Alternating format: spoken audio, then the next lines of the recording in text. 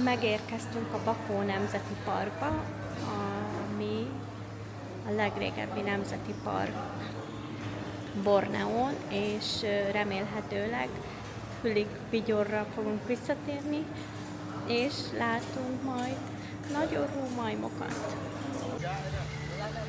Innen indulunk hajóval be a parkba,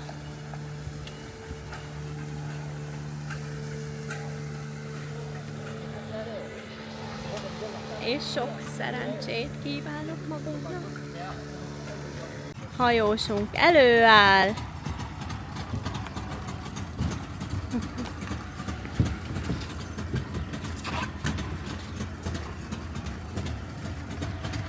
Here?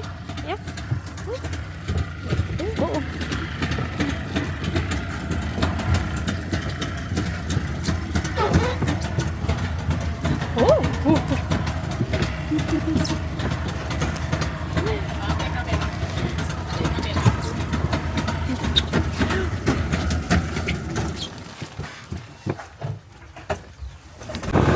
Jó nagy hullámok vannak, és a turisták, mint akivel osztozunk a hajón, ők helyiek, veszik fel a mentő mellé, de szerintem semmi értelme, hisz ha vízbe esünk, akkor megesz a krokodil, szóval nem kell mentő mellé. Szerintem egyáltalán.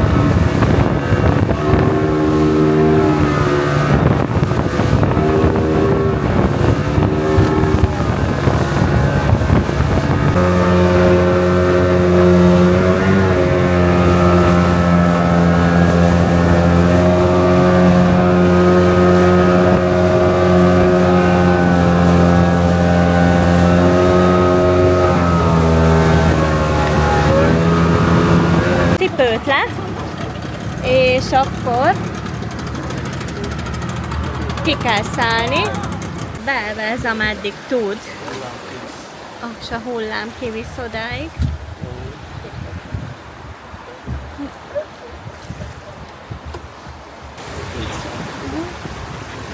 Mindjárt kidöntöm a hajót a nagy súlyommal. Oké. Tibó.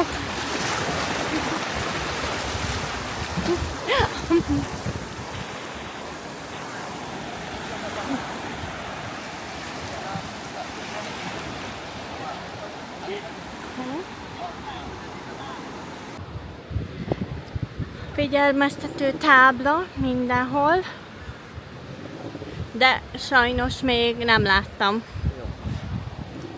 Tibor szerint jobb is. Már egy disznót láttam is. Az előttünk lévő turisták észre sem vették.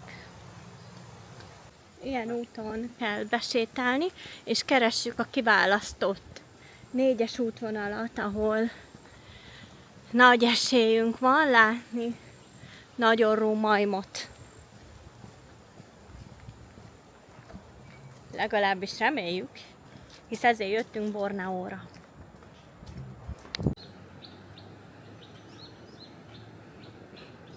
Itt ülnek szépen sorban, de hogy jövünk, elmennek. Ó, a picike most megy az anyja után.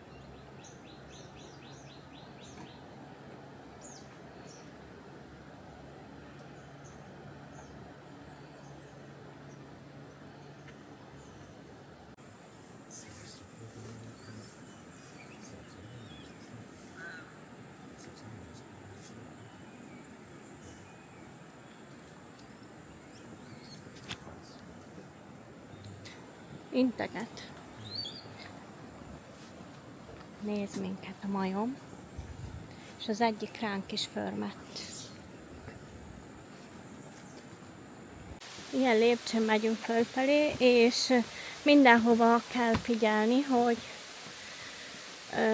nincs az a zöld mérges kígyó. Ketten most nekivágunk az esőerdőnek, nagyorrú majmot keresve. Kilátás van, majom nincs.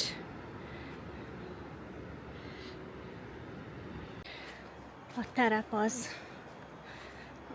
ilyen érdekes, és ugye meg se merek fogni semmit, nehogy a levélben legyen esetleg kígyó, vagy valamilyen más mérgező állat,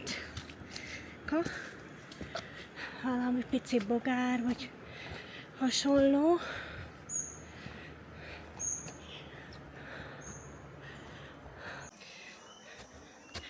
A proboscis, az ez a nagy orrú majom, nem ad jelet magáról, még mindig.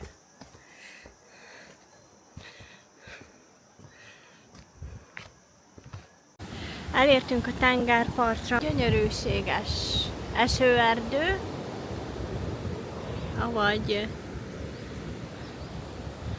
avagy mégsem. És ott van a nagy orrú majom. Ott legelészik.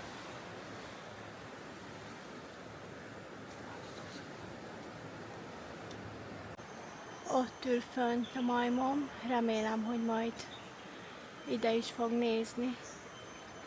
Eszi a gyümölcsöt.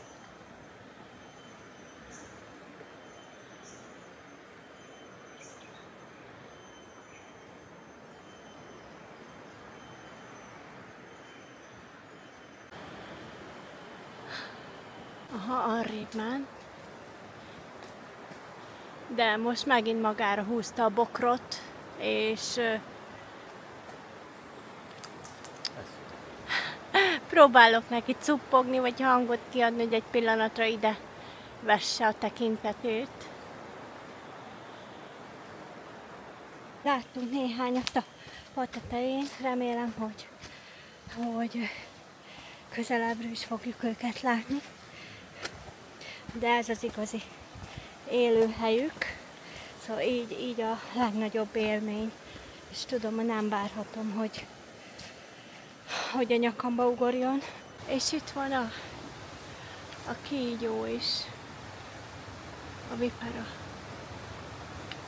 Nagy a kis vipera. A Bakó Nemzeti Park, ahol jó magasra bújtak el a makik. Nem vagyok felhőtlenül boldog, mert láttunk is, meg nem is, tehát láttunk jó sokat. Csak az első csoportonnal rögtön elmentek, vagy elbújtak, mi nem láttuk. Egy pedig nagyon evett. De láttunk ilyen kis apró majmocskát, 3-at, ami föl van kapaszkodva a fára. Igaz, akkor az repülő maki volt, ahogy most mi is repülünk a csónakkal vissza. Ez hagyományos halcsapda, amiben a dagály behozza a halakat, az apály pedig elvégzi a munkát, úgymond, és így halásznak évszázadok óta. Vissza a busszal megyünk, mert nem sietünk, de idefelé jöttünk a grabbal. Jó reggelt! Ma Sandakanba indulunk, 1,5 óra alvás után, ugyanis az esti gépünknek sikerült nagyon szépen bekésnie, és az esti érkezéskor megdöbbenve tapasztaltuk azt, hogy habár ugyanúgy Borneón repülünk, ugyanúgy Malajziában maradtunk, a 2 megyén belül határellenőrzés van, ugyanúgy, mintha valahonnan külföldről érkeztünk volna. Ez annak tudható, hogy 63-ban, amikor létrejött az ország, akkor azzal a feltétellel csatlakozott Sarawak és Sabah, maga a fő országhoz, Malajziához, hogy megtartsák maguknak a saját határellenőrzésüket, és ők döntsék el, hogy ki léphet be az országukba és a területükre, és ki nem. Ezt a jogukat már 53 éve fenntartják. Szandakánban jöttünk, és szerintem el is értük az utazó magasságot, de megfordítom a kamerát, akkor láthatjuk, hogy a megyek azok tényleg itt a szárnyunk alatt vannak. És itt Kota Kinabalu mellett található Borneónak a legmagasabb hegysége, de szerintem pillanatokon belül már ereszkedünk is. És mindösszesen 25 perccel később már itt tartunk. Meg tudnám azért szokni ezeket a félórás repüléseket. Borneó nagyjából 55%-át borítja esőerdő. Az olajpálma ültetvények ilyen 15%-ot tesznek ki, de egyéb fa alapú borítás, gumifa, akácipari ültetvények is megtalálhatóak. Így összesen 75%-át ilyen-olyan erdő borítja. Sandakanba nagyon gyorsan megérkeztünk, nagyon gyorsan felvettük az autónkat, ezt a helyi kocsit. Nevét nem tudjuk, meg kell újra nézni, és most ATM-et keresünk, mert készpénzes ez a rész. A kocsit is készpénzbe kellett fizetni, és így nem maradt a belépőkre. Egy Perodua Mivit béreltünk. Az autó egészen új, 3679 km van benne. Második próbálkozásuk orángutánt nézni. Itt van egy ilyen rehabilitációs központ Sandakanba. Itt nagy valószínűséggel sikerünk lesz.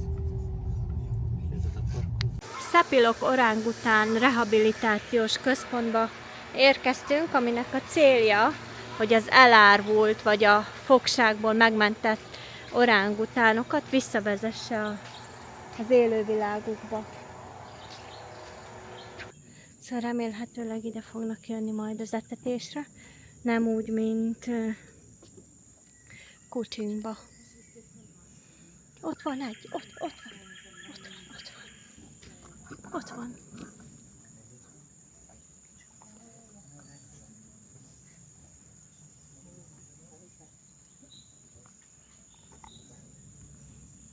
Ezt meg tudod fogni, ezt leveszed a kezemről?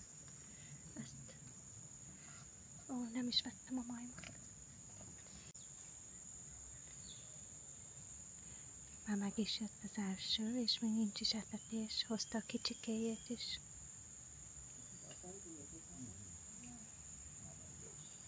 Gondolom szoktat.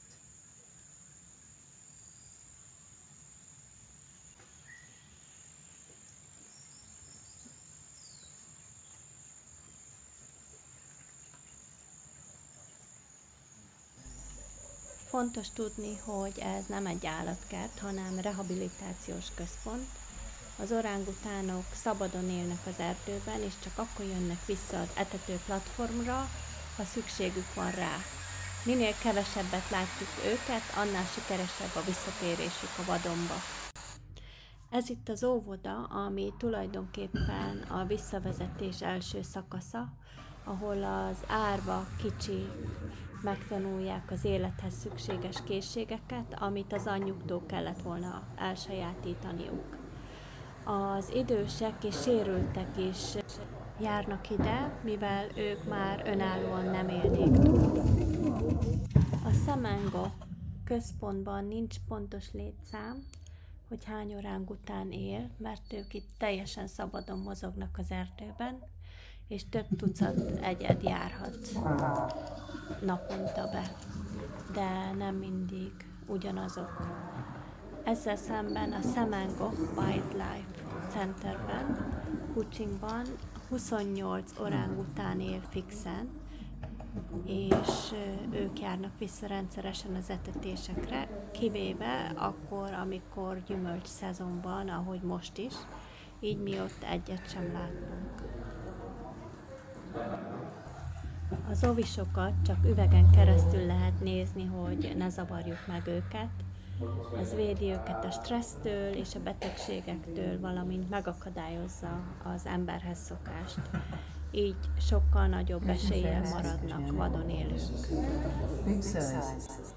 Az orángutánok a Föld egyik legintelligensebb főemlősei, az agyuk arányában az egyik legfejlettebb, és nem véletlen, hogy eszközöket használnak, emlékeznek az évszakokra, és pontosan tudják, melyik fa mikor terem. Egy orángután akár napokra előre megjegyzi, hogy hol lesz él egy gyümölcs az erdőben, és hova kell mennie. A kicsik az életük első 6-8 évében szinte folyamatosan az anyjukkal vannak, megtanulják tőle, hogy mit lehet megenni, hogyan kell fészket építeni a fák lombjain, és merre kell biztonságosan mozogni. Ez az egyik leghosszabb tanulási idő az állatvilágban. A rehabilitációs központok ezt a tanulást próbálják pótolni. És erre hatalmas szükség van, hisz fajuk kritikusan veszélyeztetett. És csak ami igazán különlegessé teszi a velük való találkozást, az a tudat, hogy a világon csak 2 helyen élnek vadon, Borneón és Szumátrán. Se Afrikában, se máshol Ázsiában nem találkozhatunk velük szabadon.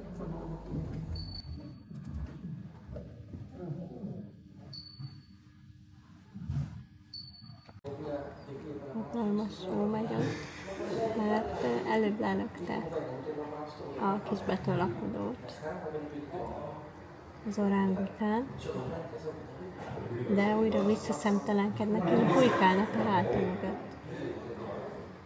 És látni, hogy félnek tőle. Most is oda nyúlt. Aha. Megy el a nagy. Úristen, de szép.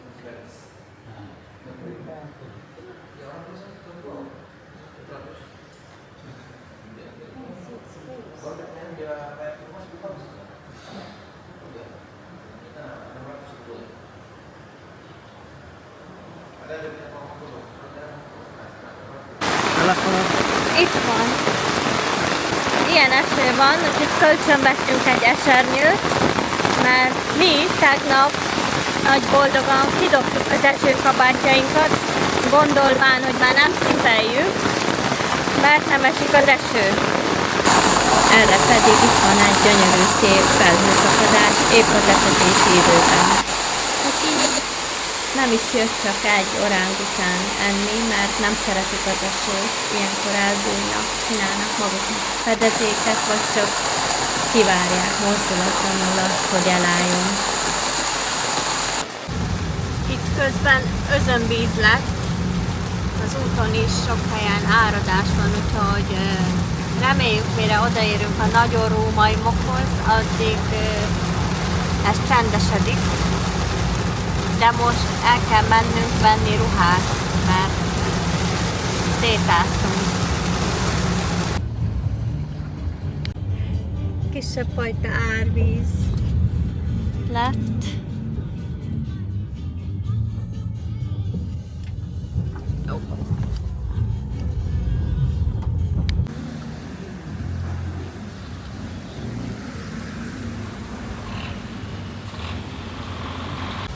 Másik felén is áll az úton a víz.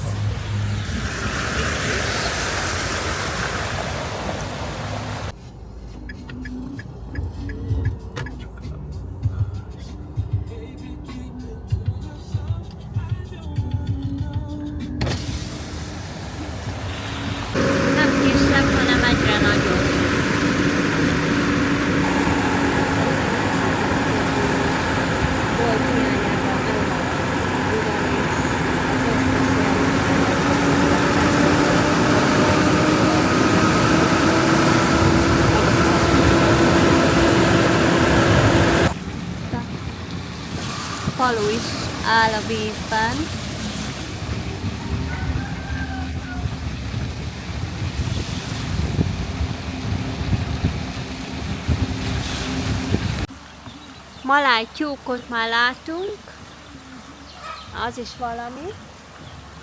Kis soványkák.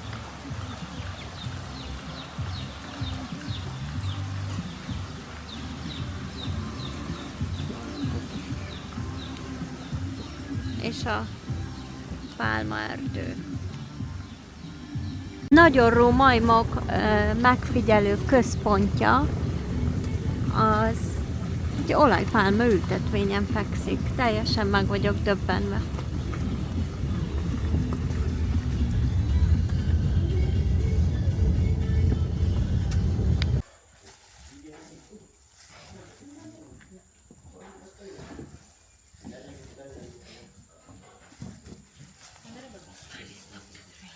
Yeah.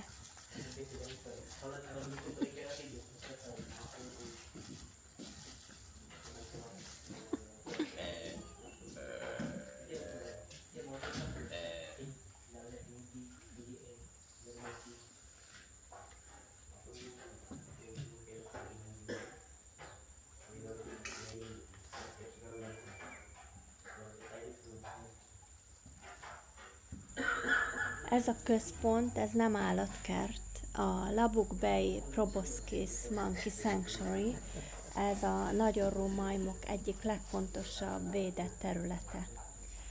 Ők csak Borneón élnek, nagyon félénkek és ritkák, bár a számuk nem olyan alacsony, mindig el vannak bújva valahol a fák tetején. Ők teljesen szabadon mozognak az erdőben, és csak etetéskor jelennek meg.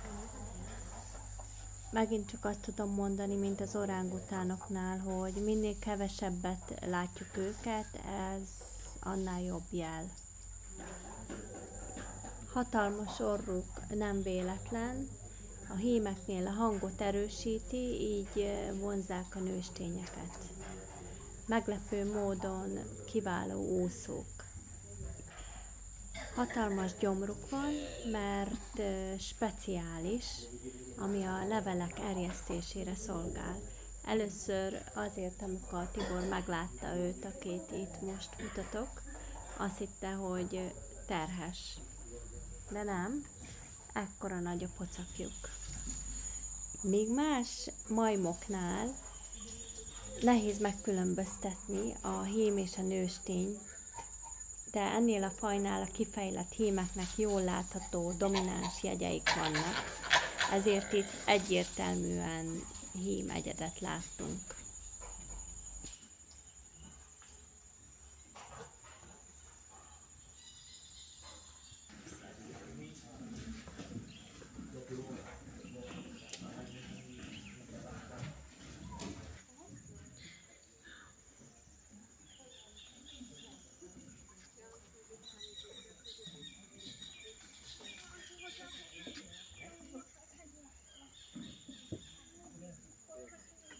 Mi van neki? Mi van neki? Ez beteg. Ez beteg.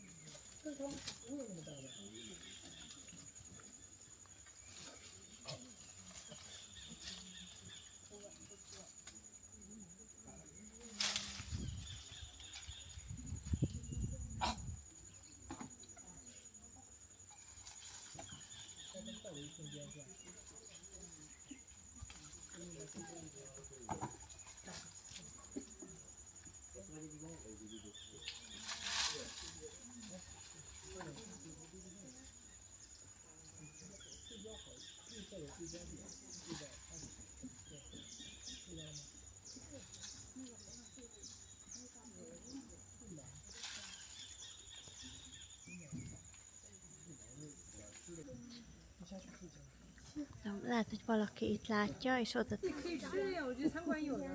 那什么鱼啊？那种台州菜餐馆里面有这个鱼的。 Tibor a hajvágáson kívül minden autóval készít fotót, azaz megnézi a motrot. És most itt az olajpálmáknál nézte meg. Ha tetszett a videóm, akkor lájkold és iratkozz fel. Köszönöm.